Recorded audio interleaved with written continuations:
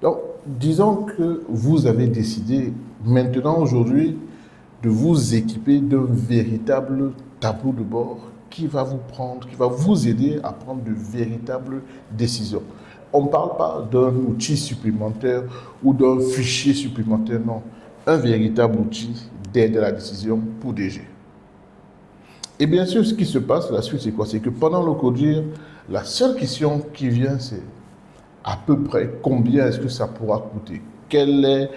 Combien faut-il prévoir?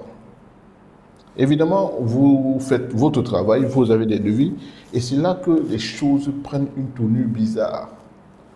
Vous avez tout un tas d'approches différentes. Certains vous chiffrent une licence à payer, d'autres une refonte complète du système d'information. Et en termes de coûts, les coûts quittent du simple au double. Et vous n'avez à ce niveau pratiquement pas de repères pour vous retrouver.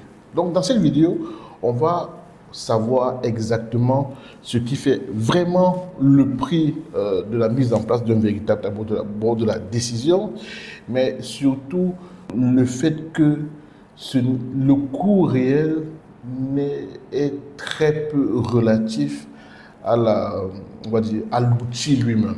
D'accord? C'est ça qu'on voit dans cette vidéo. Le véritable coût et le fait que le coût n'est pas toujours relatif à l'outil lui-même. Il y a plein d'autres critères qui rentrent en jeu dans l'évaluation du coût de la mise en place d'un véritable tableau de bord pour prendre des décisions pertinentes en tant que DG. Donc, on va prendre le cas d'une entreprise de télécom au Sénégal, on va dire qu'il y a à peu près plus de 1000 collaborateurs, un chiffre d'affaires de près de 120 milliards, plusieurs offres, hein, que ce soit mobile, fixe, data, tout ça, c'est à l'intérieur du truc. Et bien sûr, un reporting à envoyer au régulateur à la fin de chaque période. Donc, prenons ce cas-là. Et là, bien sûr, le DG fait une demande, fait une demande d'offre. Et là, qu'est-ce qu'il a? Il reçoit une bonne dizaine d'offres avec des prix totalement différents du plus petit au prix x5. Qu'est-ce qu'il fait? Comment fait-il pour prendre la bonne décision? Qu'est-ce qu'il ne voit pas dans le coût de celui qui est moins cher? Et qu'est-ce que l'autre a peut-être surévalué? Et là, comme vous le constatez, il n'a pas un problème de fournisseur, mais il a un problème lui-même de repère. Comment fait-il pour faire le bon choix? Et c'est là qu'il faut qu'on comprenne maintenant qu'est-ce qui rentre dans le prix véritable d'un tableau de bord. Il y a au moins 4 critères qui rentrent dans le prix véritable d'un tableau de bord. Et ce n'est pas toujours l'outil comme je vous dis. D'ailleurs, le premier critère, c'est le périmètre à consolider. Comme d'habitude, le périmètre à consolider a un impact énorme. Si on doit consolider une entreprise qui a juste un simple système d'information avec une même comptabilité partout, ça n'a rien à voir avec la consolidation d'une entreprise qui a plusieurs systèmes d'information, plusieurs types de reporting, plusieurs filiales, plusieurs systèmes de reporting, j'ai déjà dit. Donc là, on est dans deux périmètres totalement différents. Et pour l'entreprise qui a plusieurs filiales, plusieurs comptes, plusieurs systèmes d'information, plusieurs systèmes de consolidation, on est dans un périmètre totalement différent qui a un impact énorme sur la facture finale. Consolider une seule entité avec un même système n'a rien à voir avec consolider une entité qui a 10 niveaux différents de système.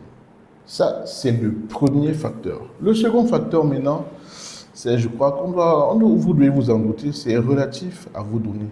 L'état de santé de vos données, l'état de fiabilité de vos données. Lorsque vos données sont déjà fiables, pas de souci. Elles sont fiables, bien structurées, l'export est OK. Limite un jour pour consolider. Mais si malheureusement vos données ne sont pas fiables, qu'il y a des nettoyages à faire, des fusions à faire, des ajouts à faire, on passe du simple au double en termes de délai de consolidation, en termes d'effort de consolidation. Donc évidemment, la qualité de vos données en début de travail a un impact énorme sur le devis final. Si pour avoir le reporting, je dois faire un travail énorme avant pour pouvoir extraire et avoir des données fiables. Il faut voir. N'oubliez pas la phrase la plus importante. Pour votre tableau de bord, vous ne payez pas un écran avec des données, vous payez la fiabilité des données qui vont dans votre écran. Et ainsi, bien sûr, prendre des décisions pertinentes grâce à cela. Maintenant, on va voir le troisième critère. C'est la profondeur même des indicateurs. S'il faut juste, on va dire, 10 indicateurs qui sont relativement stables, faciles à retrouver, il n'y a pas de souci. Mais s'il faut faire un véritable travail de fond pour identifier les KPI, les véritables indicateurs de performance, faire un filtre, il y a plus de 40, faire un filtre, associer chaque indicateur à une décision, ce qu'on doit réellement faire, associer chaque indicateur à un objectif relatif, lui, associé à une stratégie, le travail est totalement différent. Le type d'indicateur qu'on veut retrouver dans le tableau de bord est un facteur qui a un impact aussi, évidemment, sur le travail à faire pour générer le bon tableau de bord et bien sûr, pour finir, sur le devis du tableau de bord. Donc là, nous sommes au troisième facteur qui a un impact sur le devis. Le quatrième facteur maintenant, c'est la récurrence. Contrairement à ce qu'on peut croire, un tableau de bord n'est pas un outil qu'on dépose et qu'on laisse. Non, non, non. Un tableau de bord doit se mettre à jour, s'entretenir, s'ajuster, s'adapter. Il y a donc le coût de sa construction, d'une part, et surtout, il y a le coût de son fonctionnement, de sa maintenance. Et ne pas évaluer, sous-estimer ce coût va vous faire perdre le bon choix du tableau de bord, le bon choix du fournisseur. Ne vous y trompez pas. Un tableau de bord qui n'est pas maintenu régulièrement, facilement en 2 trimestres, n'est plus utile et vous allez rentrer dans votre calcul manuel. Le tableau de bord s'ajuste régulièrement. Donc la récurrence d'ajustement, selon même l'entreprise, selon le secteur dans lequel l'entreprise est, a un impact sur la récurrence, le fonctionnement, la maintenance du tableau de bord. Donc voilà les principaux facteurs qui ont un impact sur le devis même du tableau de bord. Maintenant, essayons de mettre un peu des chiffres sur ça et avoir un ordre de grandeur. Okay? Prenons le cas simple. C'est quoi? C'est que un périmètre, les données sont propres. Un seul périmètre, les données sont propres. Une dizaine d'indicateurs. À ce niveau, le devis pour un vrai travail de professionnel peut tourner entre 8 et 15 milliards. Ça, c'est un cas simple. Et 15 millions, excusez-moi. Et ça, c'est un cas simple. OK? Le cas qu'on rencontre le plus. Dans ce cas, on a quoi? Plusieurs périmètres. On a une fiabilisation à mener. On a une vingtaine d'indicateurs. À ce niveau, le coût tourne entre facilement 20 et 40 millions. Et on va supposer que j'ai une vingtaine d'indicateurs. Ça, c'est le cas qu'on voit souvent, où c'est un peu ça, plusieurs périmètres. On doit se rassurer que les données, la fiabilisation des données sont là. On veut une bonne vingtaine d'indicateurs. On se retrouve facilement entre 20 et 45 millions selon le type d'entreprise aussi. Prenons un cas maintenant vraiment lourd.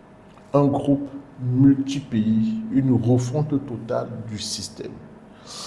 Bon, là, on est déjà à un niveau vraiment élevé et on se retrouve facilement dans un intervalle supérieur à 50 millions pour ce type de structure en termes de coût du tableau de bord. Donc, pour notre opérateur dont on a parlé tout à l'heure, il se retrouvera facilement soit au deuxième, soit au troisième cas. Ça dépendra si on rentre plus au fond, soit au deuxième, beaucoup plus au deuxième cas, selon la grande taille. Mais je pense qu'on a dit qu'il était dans plusieurs pays, donc il a tendance à se retrouver au quatrième cas. Et bien sûr, il ne faut pas oublier le coût qui sera relatif à la récurrence, le fait de la maintenance, le fonctionnement. Et ce coût tourne facilement autour de 15%, 20% du coût initial lui-même du tableau de bord. Mais il y a un point dont on n'a pas parlé, c'est le coût, et là c'est le coût le plus cher, c'est le coût de ne rien faire. Ça c'est le coût le plus cher dans une entreprise telle qu'on a décrite. Le coût de ne rien faire. Si un chiffre d'affaires pour une entreprise, un chiffre d'affaires autour de 120 milliards, une allocation d'un petit point équivaut à déjà près de 2 milliards, 1,2 milliard, qui peuvent être alloués au mauvais segment, au mauvais secteur de l'entreprise. Donc, imaginez-vous déjà l'impact de cette mauvaise allocation parce qu'on n'a pas le bon outil pour décider.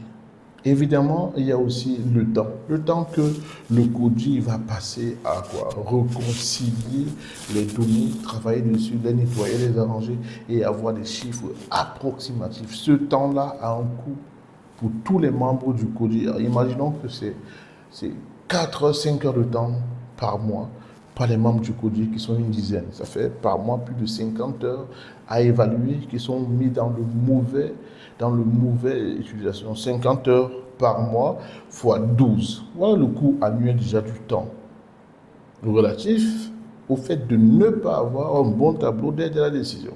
Donc maintenant la question qui se pose, c'est de savoir exactement, sans même besoin d'un cabinet, posez-vous la question, qu'est-ce que ça vous rapporterait d'avoir véritablement un tableau de bord d'acquisition? Qu'est-ce que ça vous rapporterait sans appeler un cabinet? Posez-vous 4 questions et vous allez voir à peu près une idée de ce que ça vous rapporterait. Pour la première question, combien de décisions par trimestre dépendent d'un chiffre que vous n'avez pas atteint, que vous avez en retard? Comptez pour les 2 derniers trimestres à peu près combien de décisions ont besoin de ces chiffres. Ça, c'est la première question à vous poser. La seconde question, quelle part de votre CODIR se concentre sur la fiabilisation des données au lieu de faire la décision? Parce qu'on le sait très bien, le CODIR n'est pas censé travailler sur la fiabilisation des données, mais quelle est la part de votre CODIR qui se concentre dessus au lieu de prendre des décisions? Troisième question. Quel est l'écart d'allocation que vous aurez eu si vous avez eu une visibilité dans les délais? La dernière fois que vous avez fait une mauvaise allocation parce que vous n'avez pas eu la visibilité dans les délais, ça vous a coûté combien? Et enfin, la quatrième question. Le dispositif va-t-il véritablement réduire le délai entre le signal et la décision? Donc, si la réponse à ces 4 questions converge vers le même sens, vous avez déjà une idée de ce que vous pouvez rapporter, vous pouvez avoir comme retour sur investissement si vous optez pour avoir un véritable tableau de bord de la décision. Donc, pour revenir à notre directeur général des télécoms, lui, non, pour l'instant, il a les devis, il n'a pas encore signé aucun devis, mais au moins, grâce à tout cela, il a déjà des repères pour pouvoir choisir le fournisseur le plus optimal pour sa situation. Donc, si vous connaissez une situation similaire, n'hésitez pas à revenir vers nous. On a des experts TSS seniors avec qui vous pourrez échanger pour avoir une meilleure idée de votre situation. Merci.